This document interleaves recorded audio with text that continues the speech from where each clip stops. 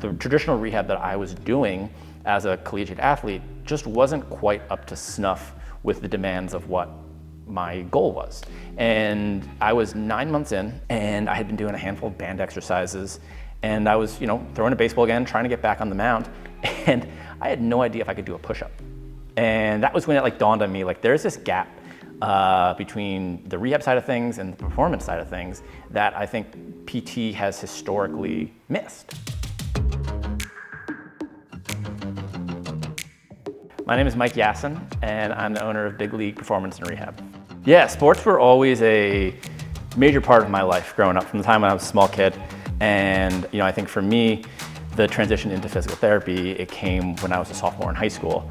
And I was trying out for the baseball team and threw a curveball, maybe a little too hard, and hurt my shoulder and ended up missing that season of baseball and had to do physical therapy.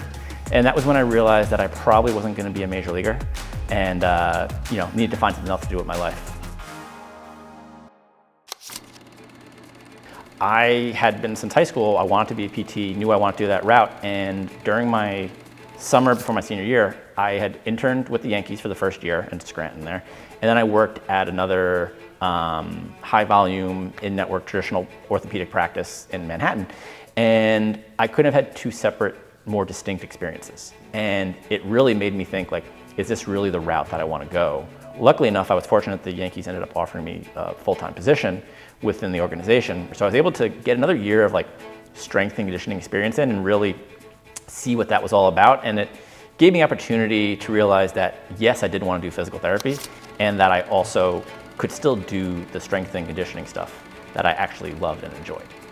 I think there was a sense of professionalism that I think you don't really get outside of an organization like the New York Yankees.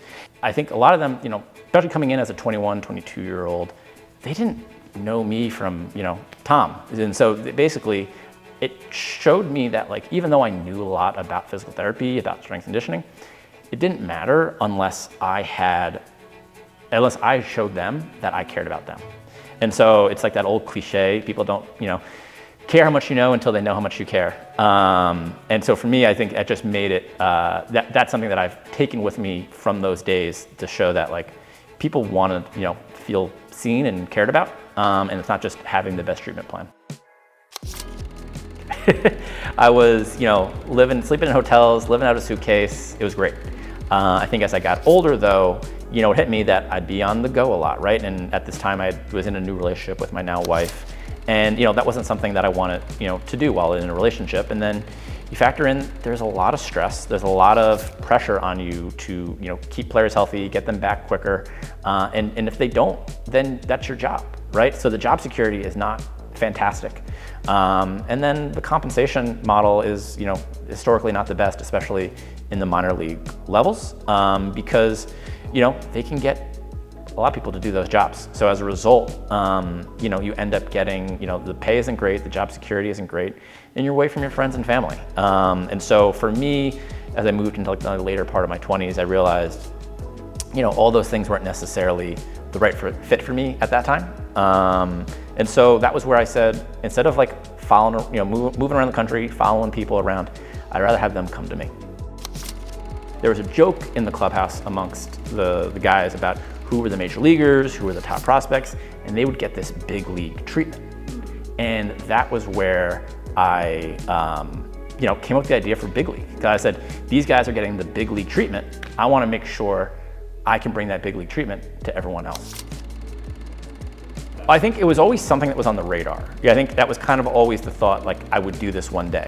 After you've treated as a clinician for so many years, you can take out a loan and start a practice. And maybe when you're in your 40s or even in your 50s, you can start a practice. I think that was the mindset. So I was always thinking about doing it. I didn't realize I'd be doing it, less than 2 years out of school. I believe I started Big League, it was October of 2017, and I went full-time in September of 2018. I quit my full-time job. A big part of the certainty that came with that was coincided with joining the mastermind. And, for me, I remember he cold called me in the spring of 2017.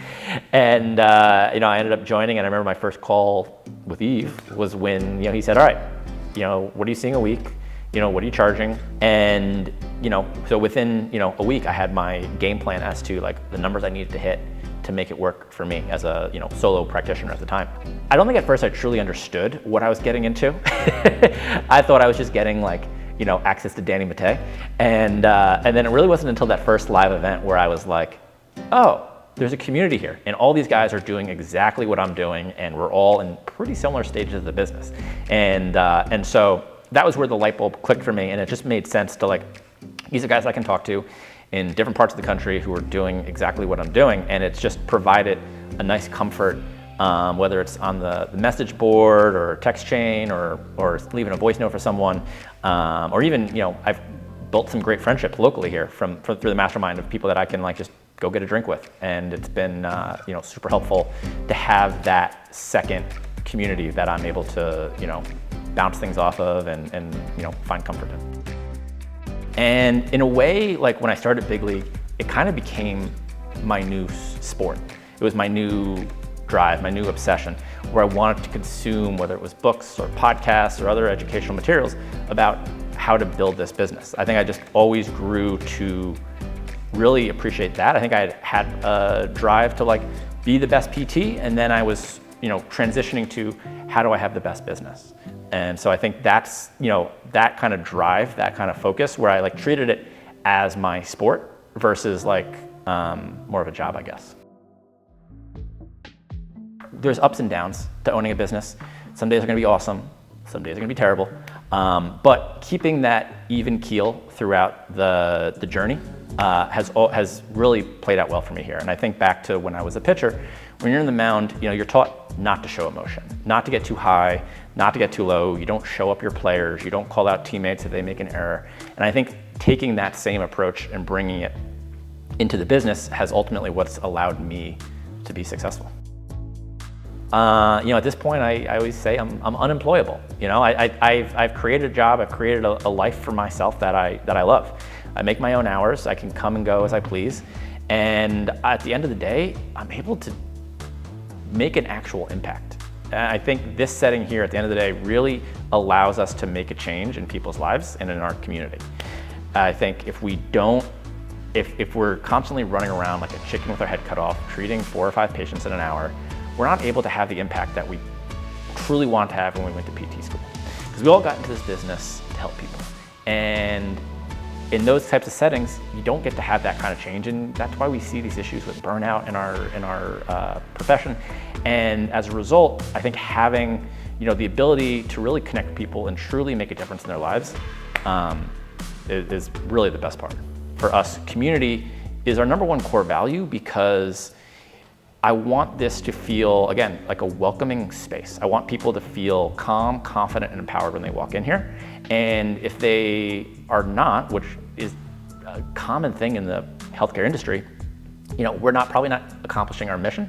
And I think, people come in here and they feel like they're at their neighborhood bar, right? Whether it's they see someone from down the street, they get to build a relationship with the physical therapist they're working with, they say hi to the person at the front desk, and ultimately we have this ecosystem here, this community that makes you go from I have to do PT to I get to do PT.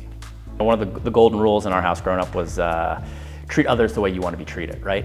And so I think going through my own healthcare experience, it showed me what I wanted out of a healthcare experience, what I needed out of a healthcare experience. And so I think I've taken that with me 20 years later now to where we're trying to create the best possible healthcare experience for our patients in a time when healthcare provided a lot of frustration for our patients, and just people all over the country.